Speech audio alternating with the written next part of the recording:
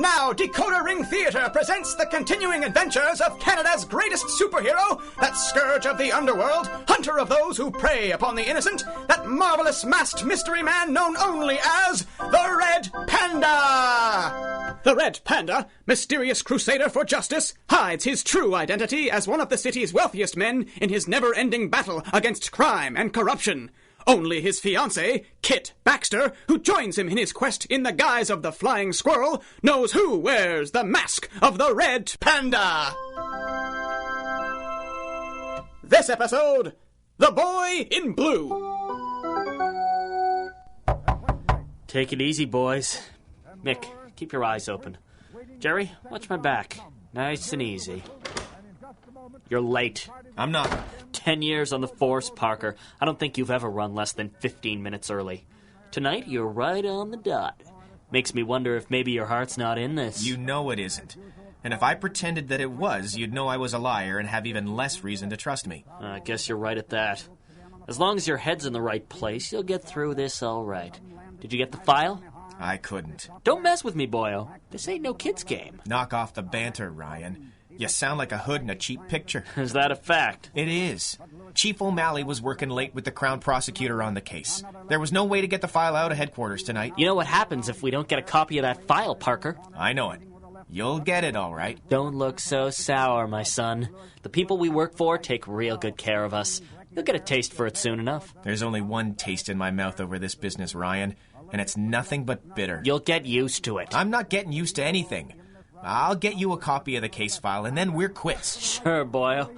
That's what we all said. Someday, Ryan, I'll get a chance to wipe that smirk off your face. You think so, do you? Look around, Parker. Every man here used to be just like you. A bright young man out to make the world a safer place. As if one cop could make a difference. When a cop is as dirty as you, Ryan, it makes a difference, all right. Now who sounds like a B picture? Listen, Parker, this is the way it goes. You work all day, year after year, and for what? Some of us wanted a taste for something better. Some of us...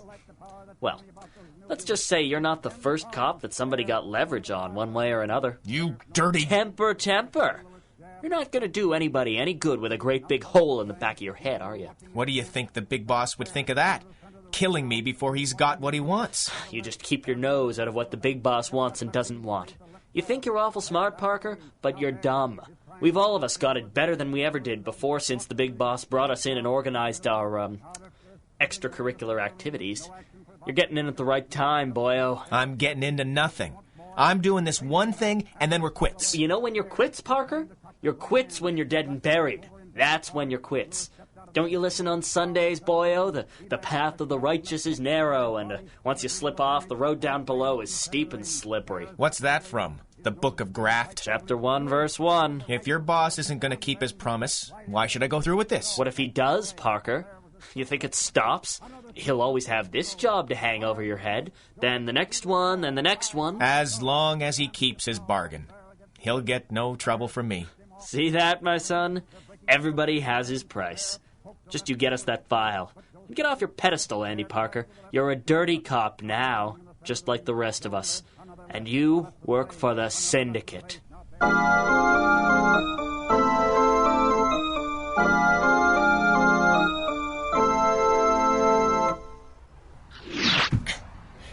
Hello, sailor.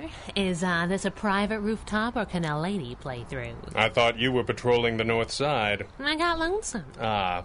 How are things here? Also lonesome, but somewhat more stoical about it. Why am I not surprised? What's the rumpus? I just got here myself. I was distracted by a purse snatcher. Aw, he didn't get your handbag, did he? You're full of sass tonight. You don't know the half of it. I get that impression. Don't worry. The engagement only lasts a few more months, Pappy. Pappy? Just test driving a new nickname. Boss is getting a little socially awkward. Only because you forget to stop using it when we're out of uniform. Out of uniform, you say? Only a few more months, Pappy. We can't both be Pappy. I'm not sure either of us should be. Suggestion noted. Seen any of our playmates yet? Not a whisker, but I was a little delayed. The blinds are down, but you can see there's a light on inside. How stupid are these guys? Why do criminals insist on having secret clubhouses? These aren't just criminals, Squirrel. They're corrupt policemen. The worst kind of scum.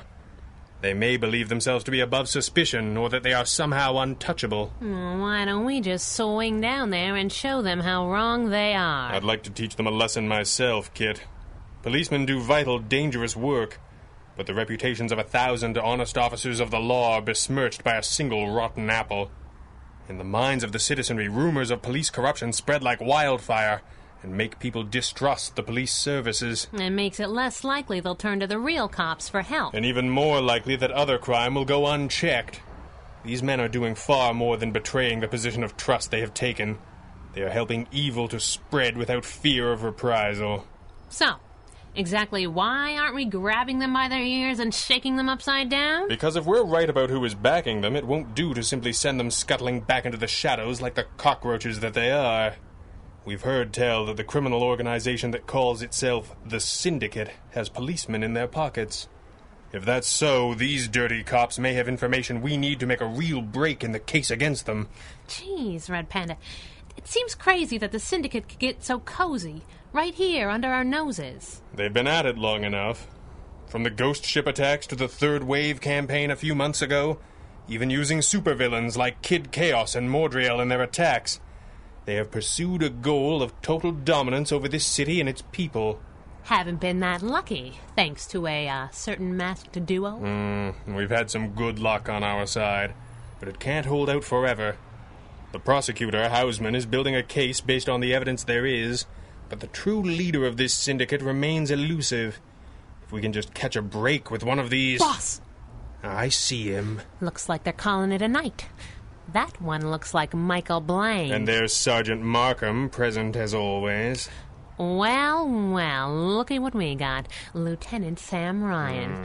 Looks like you were right about him. I always suspected as much. He's got to be the head of this little sewing circle. Maybe we should... Looks like they're waiting for one more. You think Perone? Or Carson. No. This one looks too young. At least this one's got the sense to try and hide his face a little. I can't get a good... Holy moly. What is it? Nothing. It can't... I must be wrong. Squirrel, what is it? Wait, he's crossing the street. It can't be. I know it can't be, but it is, isn't it? It's Constable Andy Parker.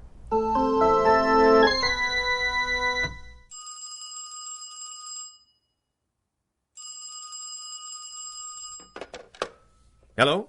Andy, is that you? Oh, hello, Ellen. Hello yourself. I tried to call you earlier. I'm just this minute getting in. I'm sorry. Oh, don't be sorry. Tough day? What's that?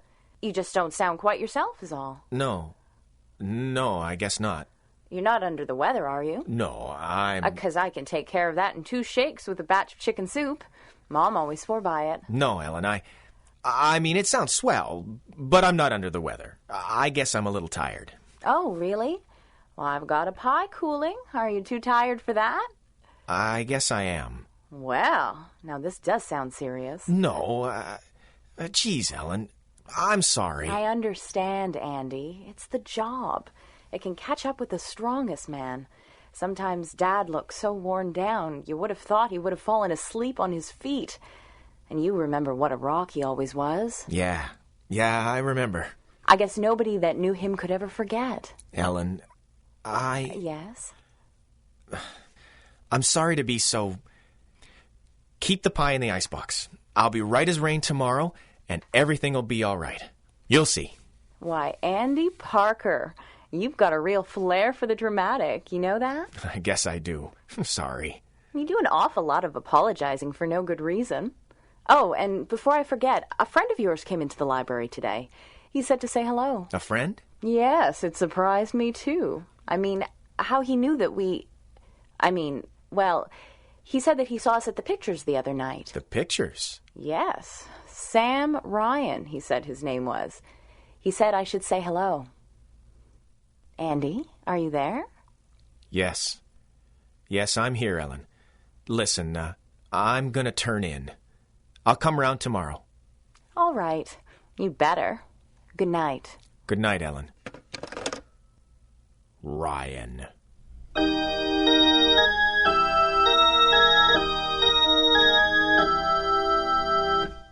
Is he in there? Boss, I didn't hear you. Even I can't normally sneak up on you, Kit. To say nothing of the fact that I wasn't really trying. Yeah, I guess I'm just a little distracted. That's the kind of thing that can get you killed. Are you scolding me, or is this out of love and concern? Both. Nice save, Pappy. And who else but you would be out on a rooftop across from Andy Parker's apartment? I don't know. Do our enemies generally make an appointment? All right, I'll be more careful. It's just... Boss, I can't believe Andy could be mixed up in this kind of thing. He's as solid as they come. That's what we've always thought. But, boss... I won't have Parker sneak up on us either, Kit. I won't allow it. You talk about this like you're already sure. I'm sure of nothing.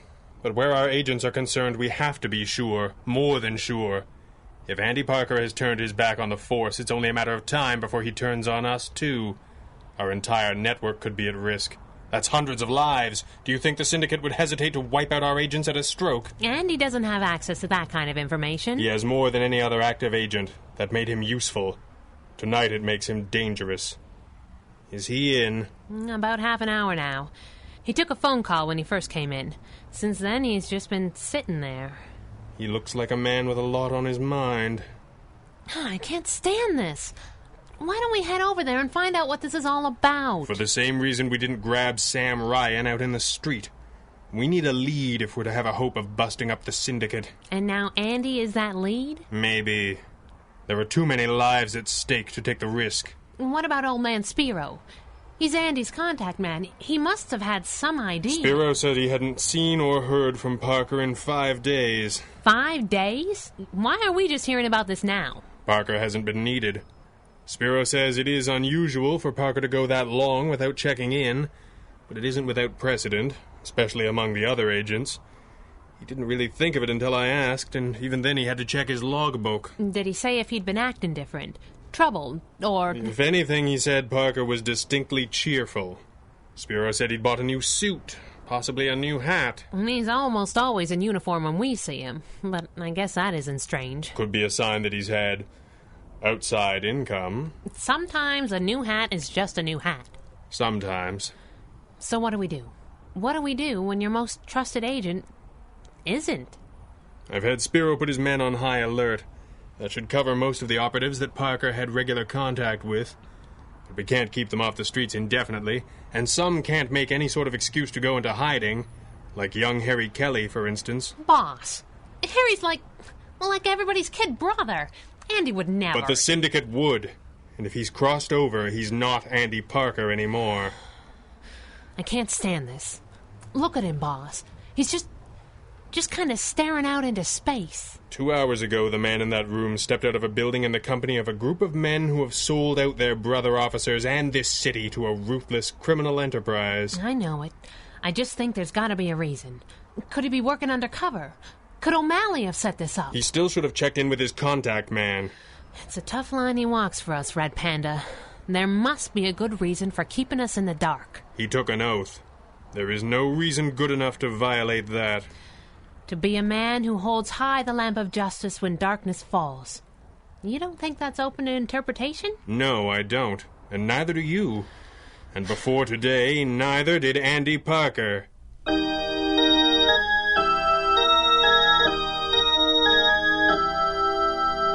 You are listening to the Red Panda Adventures from Decoder Ring Theater. Your address for adventure, mystery, and comedy.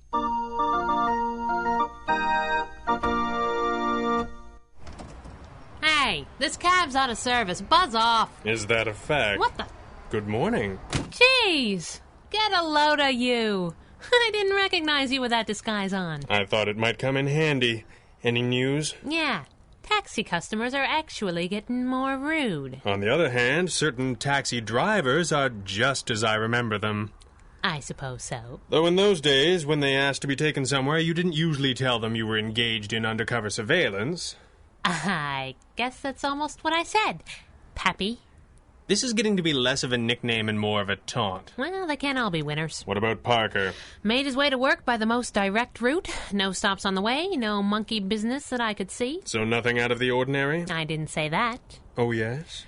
I can't swear to it, but I'm almost sure that I wasn't the only one following him. Is that a fact? If it is, they were pretty good. and they were all in uniform. Police officers. Yes, sir. All fresh faces, too. 4 or 5 of them switching off. I only got wise when the first Flatfoot took over again. That suggests their personnel is somewhat limited. Unless O'Malley suspects Andy, too, and is having him tailed. I'm getting tired of these guessing games. If he were anyone else, we'd have our answers by now, one way or another. Still think he's our best bet? I don't know. But we have to know. Parker usually ends the day at headquarters doing paperwork for the chief's office, but he does his foot patrol early. How do you want to handle this? Ditch the taxicab and get back into character. I'll meet you on the rooftop of the Richards building. And if Parker has left the path of the straight and narrow, he will answer to the Red Panda.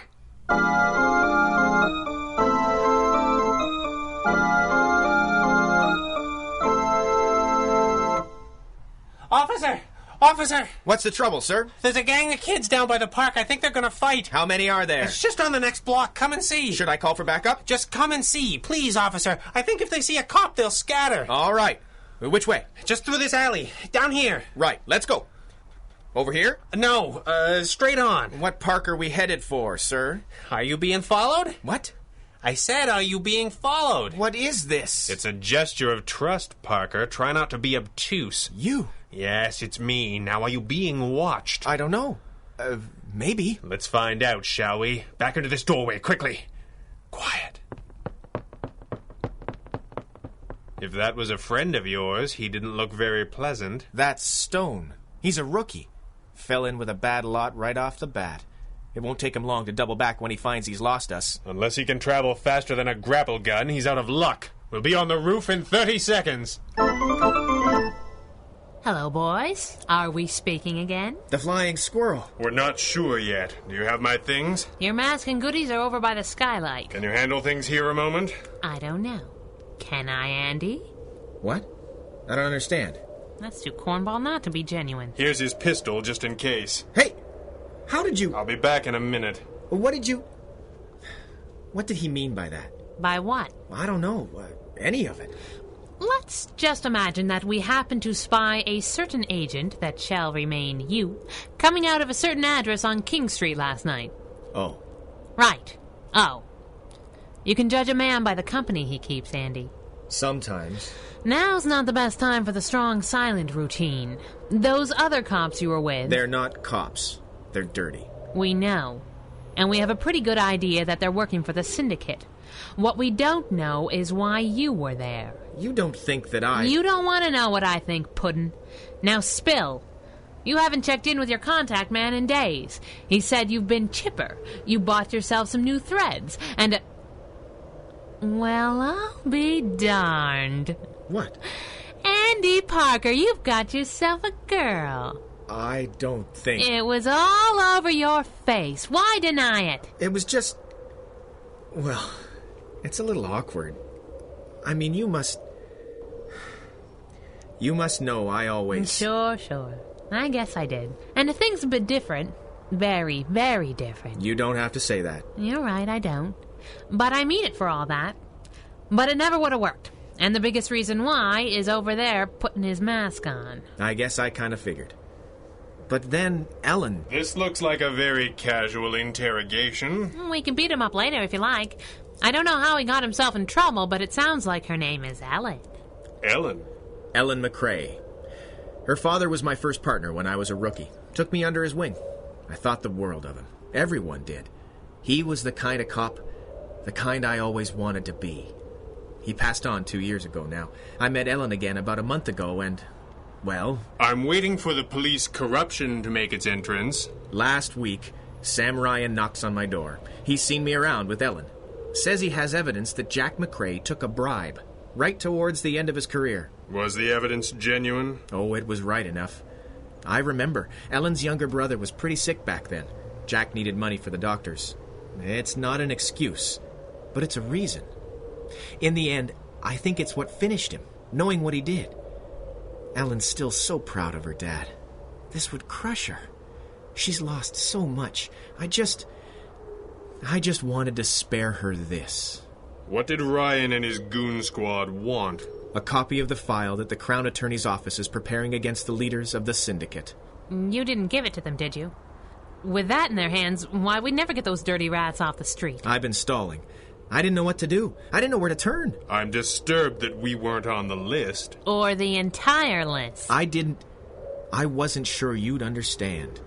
I felt like I was already too far in. Is Ryan the leader of the corrupt policemen? Yes. But how do we get him without dragging Ellen's father into this? Constable, if Jack McCrae was really destroyed by what he did, do you think he would want to see you dragged into the same pit of shame in an effort to shield him? I don't... Do you think it's what Ellen would want, Andy? No, it isn't. So how do you want to play this? How else? We want to cheat.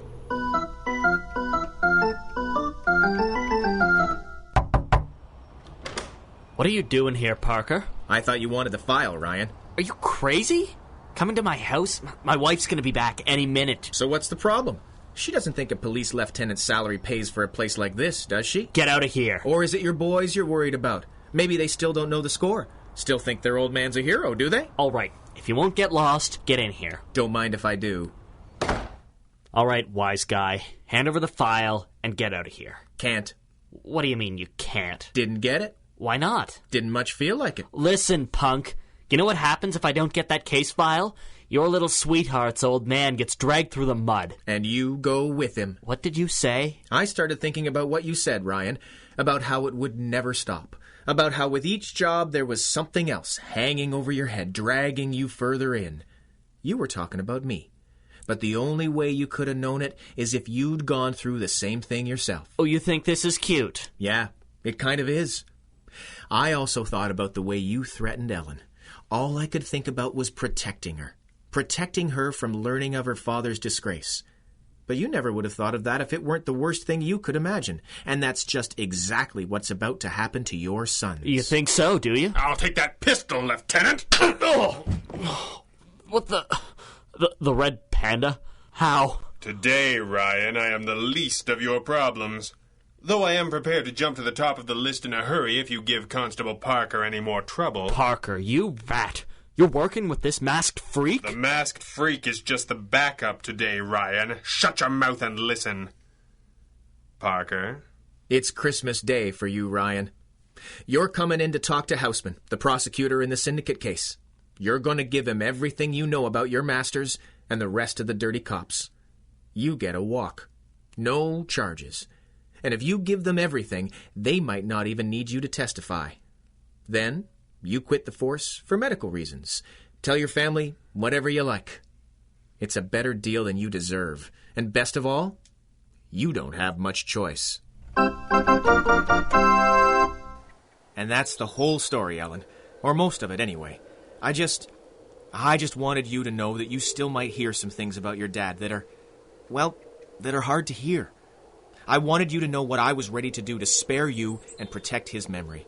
He was a good man, Ellen, and I won't remember him any less because I know he wasn't always perfect. I'm sorry I let you down. Oh, Andy, I'm so sorry. Why are you sorry? Dad confessed to me about the bribe he took before he died. I guess he just wanted to get it off of his chest. He felt terrible, like he'd let the whole force down. But he wanted me to hear it from him, just in case it ever came out. You knew? I should have told you. I didn't want you to think any less of Dad. And maybe a little less of me, too. Think less of you? Ellen McCrae, I'm in love with you. You are? Oh, Andy. Well, you could tell a girl, honestly. Is this what it takes to get you to say a few little words? Ellen? Yes? It's tough to kiss you when your lips won't stop moving. Oh, Andy. Well. Looks like that went over pretty well. I suppose. I like the romantic adventures. Is that a fact? Behave yourself, Pappy. Because there's a pneumatic tube 3 blocks away. We could be back in the crime lab in 15 minutes. It's not Paris in springtime, but these days a girl can't be too picky. I'll race ya. And so concludes another adventure of the Red Panda. This recording and the story, characters, and situations contained therein are the exclusive property of their creator and copyright holder, Greg Taylor, and are produced and distributed by Decoder Ring Theater through arrangement with him. These recordings may not be rebroadcast or redistributed by any means for any reason without express permission. Until next time, when Decoder Ring Theater brings you the further thrilling adventures of Canada's greatest superhero, this is Stephen Burley reminding you DecoderRingTheater.com is your address to adventure! The Red Panda Adventures, Episode 42, The Boy in Blue, was written and directed by Greg Taylor with original music by Andrea Lyons and featured the vocal talents of Scott Moyle, Julie Florio, Brian Vaughn, Clarissa de Nederlanden, and Greg Taylor. Until next time, for all of us here, good night.